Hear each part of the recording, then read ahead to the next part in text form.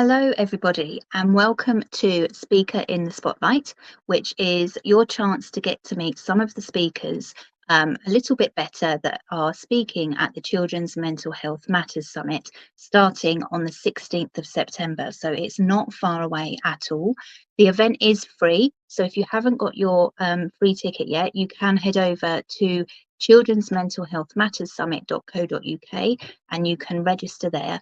And you will be able to come along and see all of the speakers, including the lovely Radha Borthayre. Hello, Radha. Hi. How are you today? Very well, thank you, Cassie. How are you? I'm good, thank you. I'm very well, thank you very much. So I'm going to hand straight over to you, Radha, and just ask you to tell us a bit about you as a person, not all the responsibilities and stuff that you do, but things that you like doing. Okay. Well, I'm Radha. I'm the CEO of a company called Little Crafters Boxes. But outside of that, I currently live in Lincolnshire. I'm a mum of two. I'm originally born and bred in Leicester. So lived there for a little while. I've been up and down the Midlands where I was a teacher for a lot of my life. 15 years I spent in mainstream education and then special education, and then by the time I left, I'd kind of sort of worked my way up the education ladder, as it were, and got lots of experience. And then I started my company, which has sort of brought me down to Lincolnshire, where we've got Little Crafters Boxes HQ. We've got a large premises here where we do all the things we do. The children go to a little village school, which near where we live, and we live out in the sticks, with countryside views of sheep and apple trees, and that's about all I see through most of my days. Oh, it's better than buildings. Quite, yes. I have to say, I've learnt to love the space. Yeah, I bet you have. So that sounds lovely. And obviously you have mentioned Little Crafters Boxes, which is your business. So do you want to tell us a little bit more? I'm sure many of the viewers have heard of Little Crafters Boxes anyway, but would you like to tell us more about that and how that originated into your business? Yeah, sure. As I said, I was a teacher for a very long time before I started this, and I worked in special education in the final sort of years of my career. Little Crafters Boxes was a pandemic business originally. It started off as a children's craft subscription box during the pandemic when all the children were at home. I remember just seeing some of the work that was coming out of school for children to do when they were all at home, and I was just thinking, this is poor. So I left. I walked out. I walked away from what I thought was going to be my lifetime career, and I started the subscription box company. It took off like a rocket. Obviously, all the kids were at home, and everyone was just crying out, weren't they, for something for their children to do. My own children loved it as well. It was a bit of a calculated risk. I didn't know if it would continue past the pandemic. But if I'm honest, when I left teaching, in my mind, I'd kind of semi-retired and I'd done my bit for mankind by that point. My husband was a joiner. He built me a shed in our back garden, and I was going to, work out of there and do this little subscription company. And I thought, that will be my life. That's me done now. Little did I know, what fate had in store for me. And past the pandemic, lots of children didn't go back to school that originally were at school. There was lots of talk about mental health and anxiety and all the things.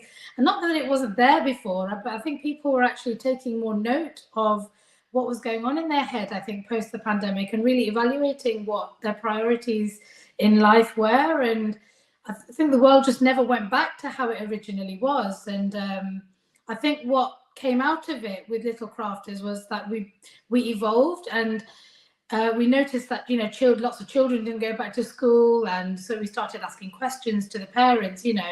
What do your children need? Why is it that school didn't work out? I thought that I knew everything there was to know about education back then, and very, very quickly I learned that actually school was the tip of the iceberg. There's so much more. And that kind of made me evolve in my practice as an educator as well, and really sort of start to understand the different needs. I was already an SEN specialist, so I was already on the path.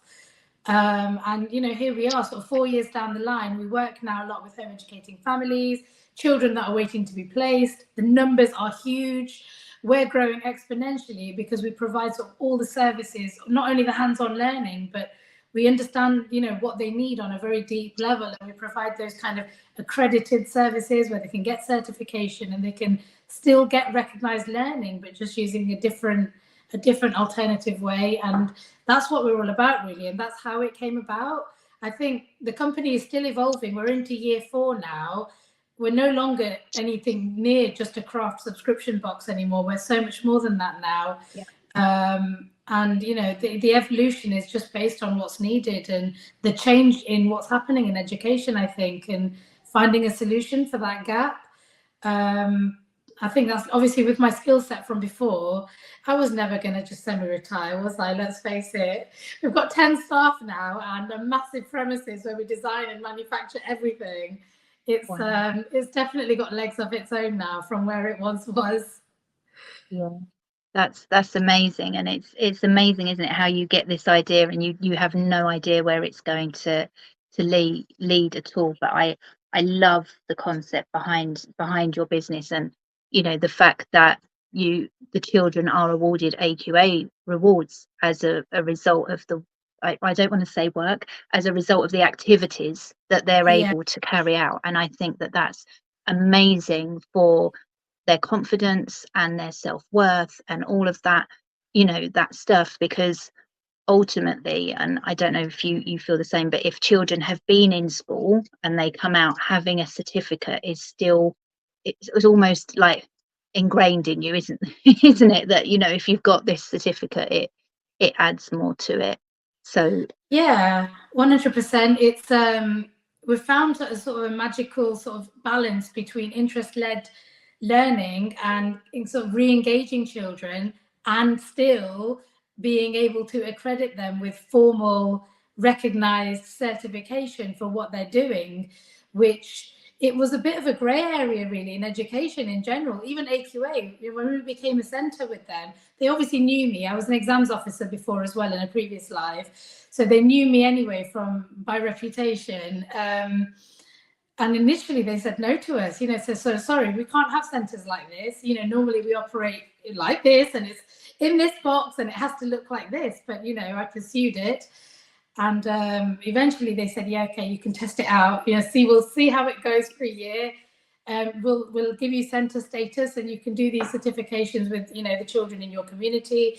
And so we did, and we made sure that the quality was as high as it would be as anything, but it was done differently. It was done based on what the children needed now. And obviously AQA sort of took a bit of a risk, and the families took a risk, and everybody followed me off a cliff, and off we went. And now we're the biggest provider in the country of AQA Unit Awards Scheme, and we're looking at providing remote testing for functional skills exams. The Children's University have been supported by us, and they've supported us back, whereby children can now get Children's University hours as well using us. And it's wonderful. I mean, the noise that we are making in the country is amazing, and I really want to see a change in inclusion, in alternative education, in all those sorts of things across the country. And we are shouting about what that change should look like, which I think is the way. It's the way forward. I've just written a book on that as well. It's called There Is Another Way. That will be released at Christmas. So yeah, there's lots of really, really good things happening in our space. yeah, that's amazing, and it's so needed and such a genius idea to come up with. And as you say, the balance is, yeah, I've never sort of seen anything like it where you get that balance. So it is amazing. And so your links do go out with this interview, so people will be able to connect with you in various places. But where do you tend to be? What's the best place if people have got questions or want to find out more about you and about Little Crafters Boxes? Where's the best place for them to come to? Okay, well, we are all over social media. So we are Facebook, Instagram, LinkedIn, TikTok. All of them are the same. They're Little Crafters Boxes, so we're easy enough to find. The website is littlecraftersboxes.co.uk. so we can be contacted on there.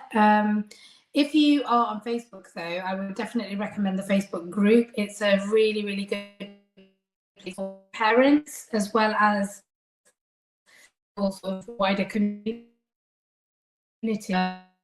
where a lot of the families will sort of hold each other's hands through the processes that they're all going through, and it's a nice place for sort of getting support and collaboratively moving forward, I think, from whatever it is, wherever you've come from, whatever it is you've gone through, and you know, or if you just want to jump on and try out some of the different services, or just lurk. A lot of people come in there and just lurk in there and just exist because it's a nice place to be.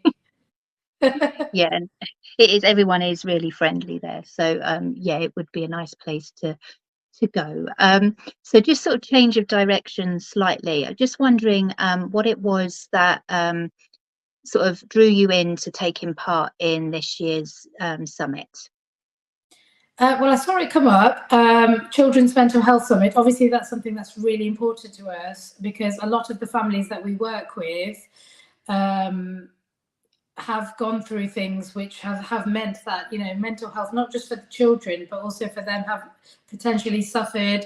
And everything we're about is, you know, positive mental health and sort of overcoming adversity and sort of re-engaging and loving, sort of learning again. And it's really, really important to us, really. So we, you know, as much as our services and our products are, we try really hard to support and sort of hold the hand of those families. And on a personal note, that's quite important to me as well, to make sure that we're kind of spreading those messages of positivity and, you know, allowing that sort of support to be available as much as possible everywhere. And these sorts of things are really, really important, just so that people know that they're not alone and that there is support available if they need it in different places. So it was perfectly placed, really, for the mission that we as a company are currently on as well. So I saw it and I thought, yep, absolutely, we'd love to support this. So here we are. Yeah, amazing. And yeah, we are so pleased to have you on board, because your mission and your vision are amazing, and you know, there's quite a lot of similarities in there, so we are really pleased that you are on board. And so sort of starting to wrap up, could you give us a sneak peek on what your presentation is about, please?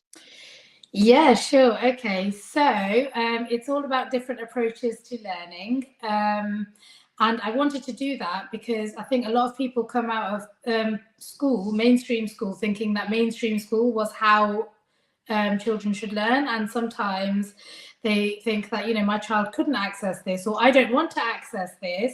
And therefore, they then don't know what they want, you know, because they saw a way of learning and that didn't work. So it's actually about different alternative approaches to learning, to actually show and show everyone that there is actually lots of choices out there.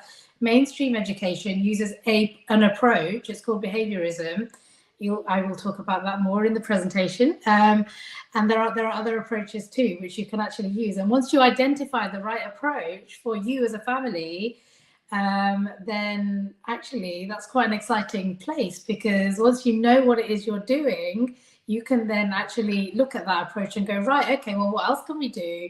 And, you know, very, very quickly, that kind of has a bit of a snowball effect, and it can be life-changing just to kind of know that there is more, and to identify what works for you.